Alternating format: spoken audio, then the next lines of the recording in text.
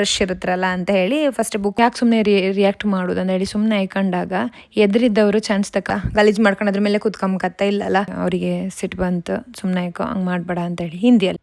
Hi, welcome back to life of ಲಚ್ YouTube channel. ಹೆಂಗಿದ್ರಿ ಎಲ್ಲ? ಆರಾಮಿದ್ರೆ? ರಾಹಿತ್ಯಂಗೆ ಫುಲ್ ನಿದ್ರಿ. ಈಚೆಗೆ ಬಂದರೆ ಪರಿಣಿಧಿ ಫುಲ್ಲು ಕಳಿಸ್ತಾ ಇದ್ದಾಳೆ.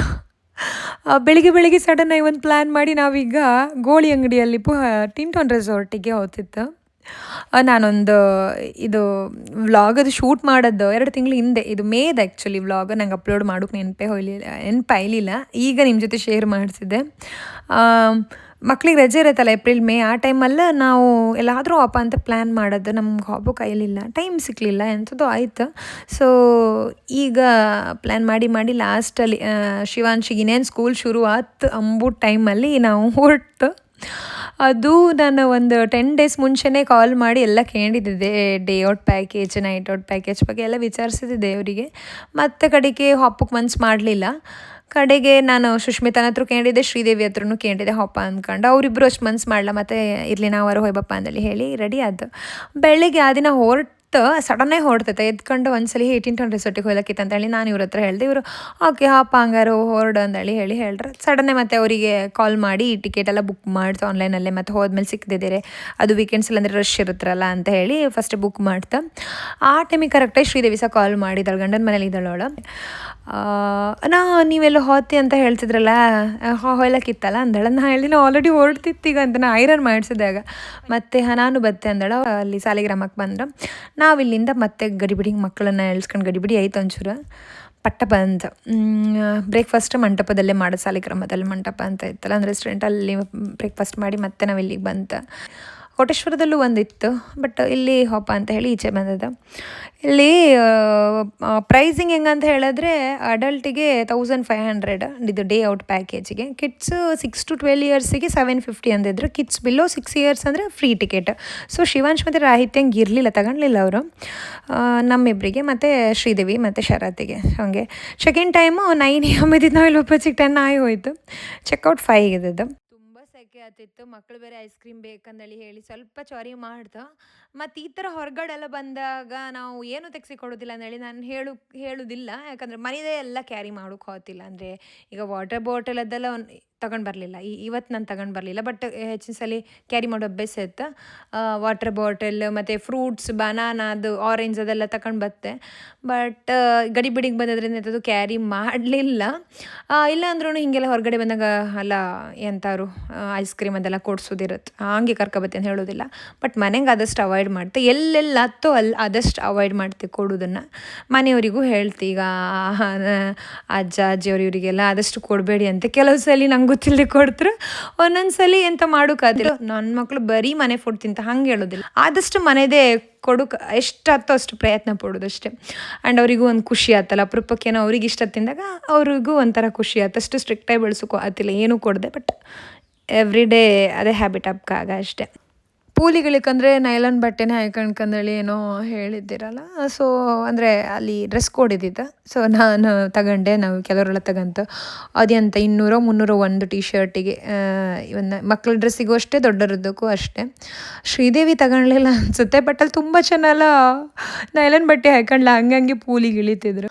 ನಾವು ಫಸ್ಟ್ ವಿಚಾರಿಸಿದ್ದು ನೈಟ್ ಔಟ್ ಪ್ಯಾಕೇಜ್ ಬಗ್ಗೆ. ಪರ್ ಹೆಡ್ 5000 ಏನೋ ಆಗ್ತಿತ್ತು ನಮಗೆ. ಸೊ ನಮಗೆ ಎಷ್ಟು 10,000 ಆಗ್ತಿತ್ತು ಒನ್ ನೈಟ್ ಔಟ್ ಪ್ಯಾಕೇಜಲ್ಲೇ. ನಾವು ಅದನ್ನೇ ಇದು ಫೈನಲ್ ಮಾಡುವಂತ ಇದ್ದು. ಕಡೆಗೆ ನಮ್ಗೆ ಬೇರೆ ಅಂಥದ್ದು ಕೆಲಸ ಇದ್ದಿತ್ತು, ಹಂಗಾಗಿ ಅಲ್ಲಿ ನಮ್ಮ ಸೆಟ್ ಮಾಡ್ಕೊಂಬಕಾಯಿಲ್ಲ, ನಮ್ಮ ಪ್ಲ್ಯಾನ್ ಚೇಂಜ್ ಮಾಡ್ತು.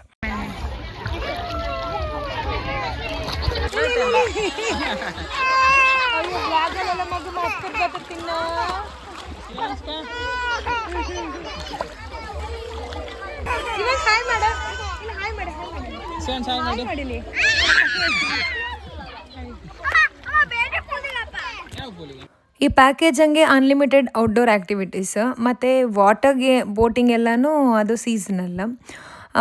ಸ್ವಿಮ್ಮಿಂಗ್ ಪೂಲ್ ಆಕ್ಸೆಸ್ ಇದ್ದಿತ್ತಲ್ಲ, ಮತ್ತು ಈಗ ಲಾಕರ್ ಕೊಟ್ಟಿದ್ದೀರು, ಬಟ್ಟೆ ಚೇಂಜ್ ಮಾಡೋಕ್ಕೆ ರೂಮು, ಅದೇ ರೀತಿ ಔಟ್ಡೋರ್ ಆ್ಯಕ್ಟಿವಿಟೀಸ್ ಎಲ್ಲ ಇದ್ದಿತ್ತು.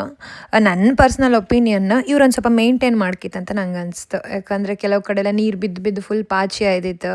ನಾವೇನು ಇಲ್ಲಿಗ ವಿಸಿಟ್ ಮಾಡ್ತಿತ್ತು ಅಂದ್ರ ಮೇಲೆ ನಮಗೂ ಒಂದು ಜವಾಬ್ದಾರಿ ಇರುತ್ತೆ.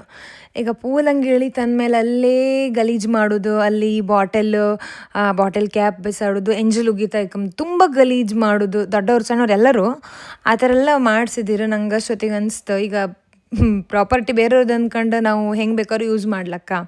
ಅಲ್ಲಿಗೆ ಅವರೊಬ್ಬರೇ ಅಲ್ಲ, ನಾವೆಲ್ಲ ತುಂಬ ಜನ ಅಲ್ಲಿ ಅದನ್ನು ಯೂಸ್ ಮಾಡಿಸಂದ್ರ ಮೇಲೆ ಸ್ವಲ್ಪ ಮೇಂಟೈನ್ ಮಾಡ್ಕತ್ತಲ್ಲ ಬಂದವ್ರಿಗೆ ನಾ ಹೇಳೋದು.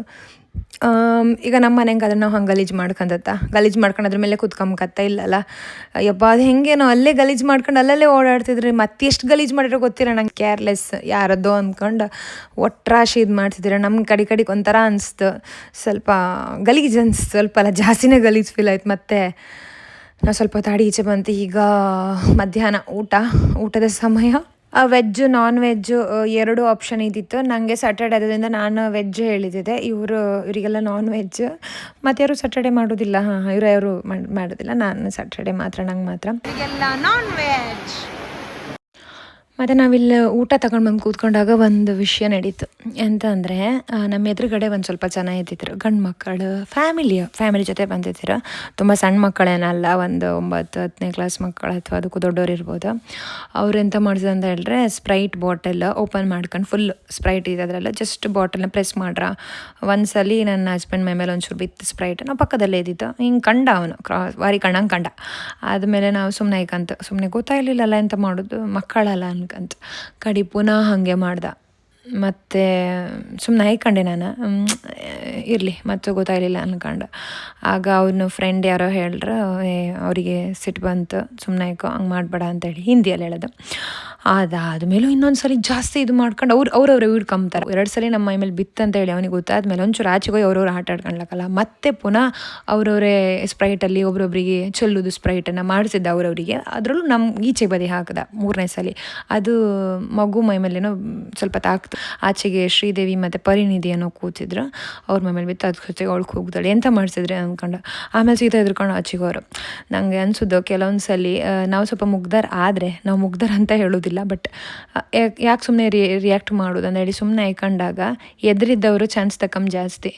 ಸೊ ಏನೋ ಕಾಂಬ ಅಂತ ಹೇಳಿ 1 ಸಲ 2 ಸಲ ಬಿಡ್ಲಕ್ಕೆ, ಮತ್ತೆ ಹಂಗೆ ಮಾಡ್ತಿದ್ರು ಅವರು, ಇವ್ರಿಗೆ ಎಂತ ಮಾಡೋ ನಡೀತಂದೇಳಿ ಹೇಳಿ ಅದನ್ನು ಅಡ್ವಾಂಟೇಜ್ ಆಯ್ತಕ್ಕಂತ ಅಲ್ಲ.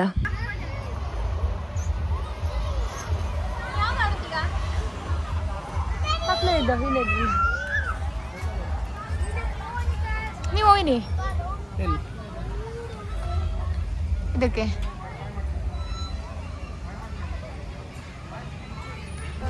ಇಷ್ಟೇ, ಅಲ್ಲಿಂದ ಇಲ್ಲಿಂದ ಕಾಯ ಎಂತ ತೋಸ ಬಾದಾಮಿ ಇದೆ, ಅದು ಕಾಟು ಬಾದಾಮಿ ಮೇಡ. ನಮ್ಮ ಮನೆ ಹೆಂಗಿದ್ದಿತ್ತು ಮೊದಲು ಮನೆ ಹೆಂಗೆ ಅದನ್ನ ಹೊಡೆದೋದ್ರೊಳಗೆ ತಿಂದು ಬಾದಾಮಿ ಕಾಯಿ. ಇದ್ರೊಳಗೆ ಎಂತ ಇತ್ತು ಈಗ? ಇದ್ರ ಎಂತ ಇತ್ತ ಅಪ್ಪ ಮಾಡಿದ್ರೆ ಆಗ್ತಿಲ್ಲ ಎಂಥದಾದ್ರು ಬೇಕು. ಬಾದಾಮಿ ಕಾಯಿ ಓಪನ್ ಮಾಡ್ಲಿಕ್ಕಾಗಲ್ಲ. ಆ ಕೈ ಬಿಡು, ಬೇಕಂತ ಕಲ್ಲೆಲ್ಲ ಇರುತ್ತಲ್ಲ.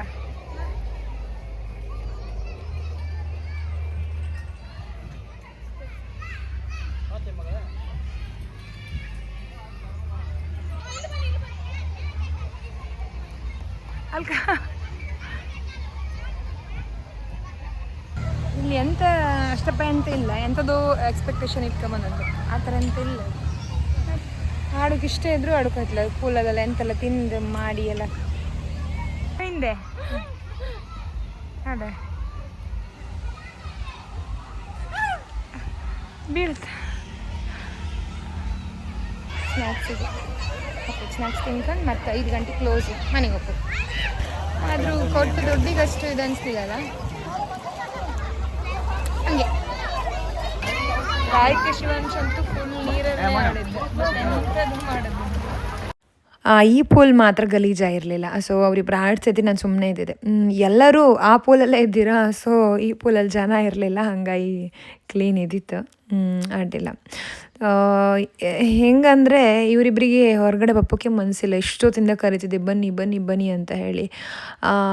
ಇವರಿಬ್ಬರು ಬಪ್ಪಕ್ಕೆ ರೆಡಿ ಇಲ್ಲ. ಬಿಸ್ಲಿಗಿತ್ತಲ್ಲ, ಅದೆಂತ ಸ್ಕಿನ್ನೆಲ್ಲ ಸುಟ್ಟೋದಂಗೆ ಆತಿತ್ತು, ಅಷ್ಟು ಫುಲ್ ಟ್ಯಾನ್ ಆಗಿಬಿಟ್ಟಿತ್ತು ಎಲ್ಲರೂ. ಇದೆ